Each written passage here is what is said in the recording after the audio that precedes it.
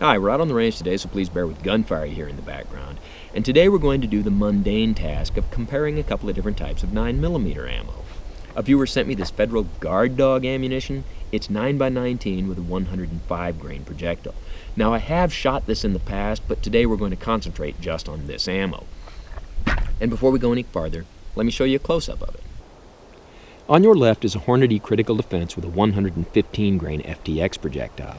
In the middle is Sig Sauer Elite Performance with a 115 grain jacketed hollow point. And on your right is the Federal Guard Dog with its 105 grain projectile. So even though it weighs less, you can see it's just a little longer than the other two projectiles. And it appears to just be a flat-nosed full metal jacket, but no, it is an expanding projectile. An interesting thing about this ammo is that it's made by Federal, so there's an F stamped on the front of every one of these projectiles. I guess after you shoot something you can tell it you've been F'd. But seriously, I have a few different types of 9mm ammunition, a couple of different 9mm handguns. Let's shoot some Guard Dog ammo and see how it performs. Obviously, something that's very important is hitting what you're shooting at. But when you go from your inexpensive practice type of ammunitions to your more expensive premium carry types of ammunition, sometimes your point of impact can change, especially when you're changing bullet types and bullet weights. Now I've got my Beretta 92FS loaded with Remington green and white box 115 grain projectile, which is what I zeroed the pistol with, and I'll shoot the top target from 15 yards. Then I'll shoot the bottom target from 15 yards with the Guard Dog 105 grain ammunition, and let's see if the Guard Dog hits in the same place and if it holds a decent group. And we'll start with our Remington practice ammunition.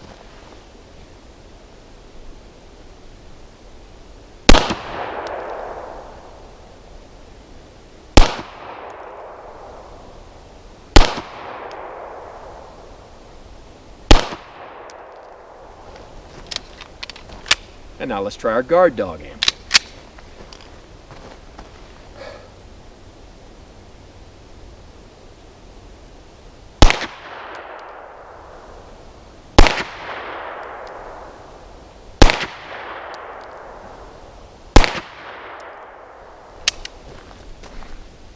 Let's take a closer look. These are both 4-shot groups. With the Guard Dog, we had 2 go through the same hole.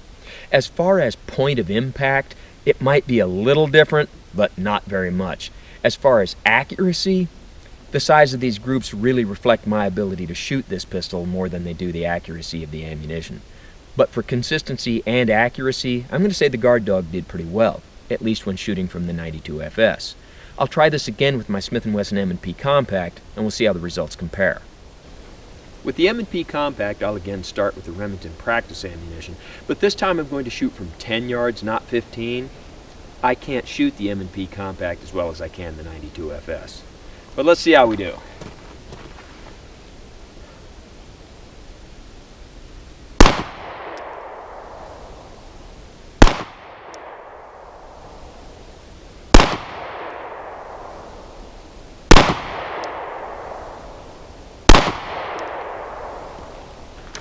And now let's try our Guard Dog ammunition.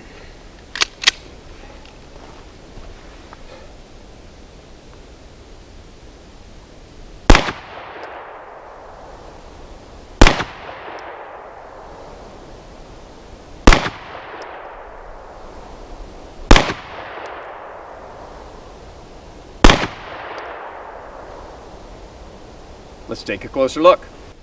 And again, we see pretty consistent in terms of point of impact and group size. So how powerful is the Guard Dog ammunition? Well, I've got my chronograph set up at 7 yards, and we'll shoot the Guard Dog alongside some other types of ammo and see how it compares. I'm going to start with the Remington green and white box 9x19 115 grain jacketed hollow point. 1,125. 1,139. 1,090, 1,078, and 1,095. Now let's try a different type of ammo. Now we'll try our Hornady Critical Defense 9x19 115 grain FTX projectile. 1,108. 1,122, 1,123, 1,106, 1,127. And now our guard dog ammo with its 105 grain projectile.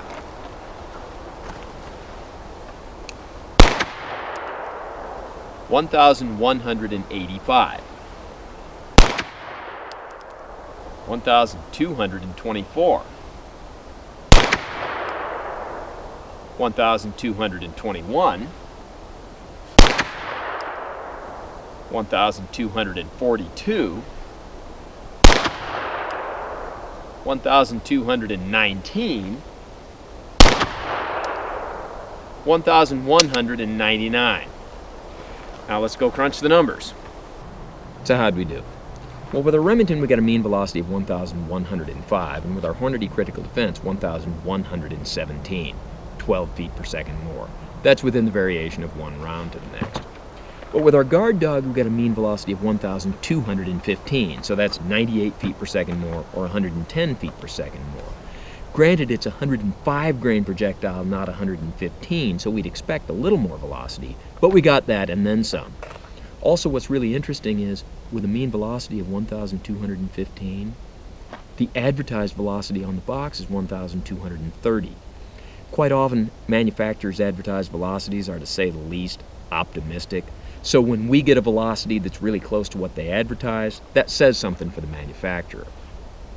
But the big question is, this projectile that looks like a non-expanding flat-nose full metal jacket projectile, but is supposed to be some kind of expanding projectile, how is that really going to perform in something that simulates the intended target?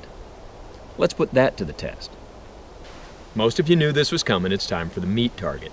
Now this is 4 layers of t-shirt followed by leather jacket skin, followed by pork chop pectorals, pork ribs, a bag of oranges to simulate lung tissue, more pork ribs on the back, 4 layers of t-shirt, and then the whole thing backed up by the new and improved high-tech fleece bullet stop.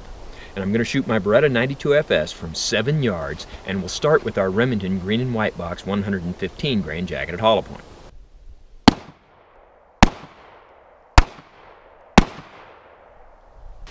So how'd we do?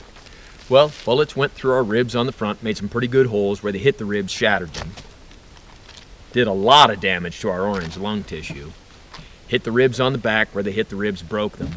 And all 4 projectiles were stopped by the t-shirt on the back of the target. Let me show you a close-up of them. And here's our Remington green and white box projectiles. And I'd say the expansion's pretty good for what I would consider to be an entry-level 9mm hollow point. And now we'll try our Hornady Critical Defense 115 grain FTX projectile.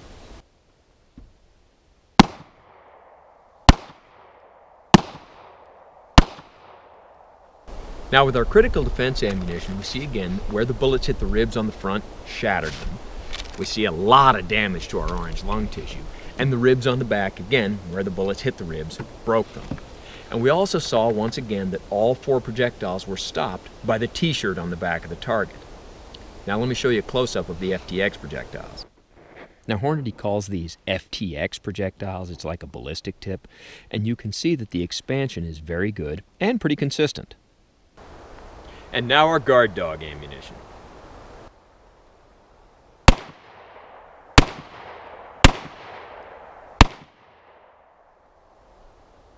Well, with the ribs on the front, where the bullets hit the ribs, shattered them, pulverized our orange lung tissue. On the back, where the bullets hit the ribs, broke them. And once again, all 4 projectiles were stopped by the t-shirt on the back of the target. Let me show you a close-up of the guard dog projectiles. And here's our guard dog projectiles, and they did expand, and these are interesting bullets. Now a couple of other things.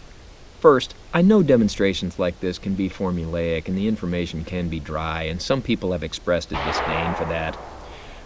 But I think the information is good info to get out there, and when somebody sends me the ammo, I'll be happy to accommodate you. Just like for those people who watched the using cars as cover presentation and said I should redo that with newer cars, if you'll send me your 2019 Acura, I'll be happy to shoot it for you. Another thing is, there are some jurisdictions that prohibit the use of hollow point ammunition, and some people think that the guard dog ammo, because it looks like a full metal jacket projectile, can get around such things.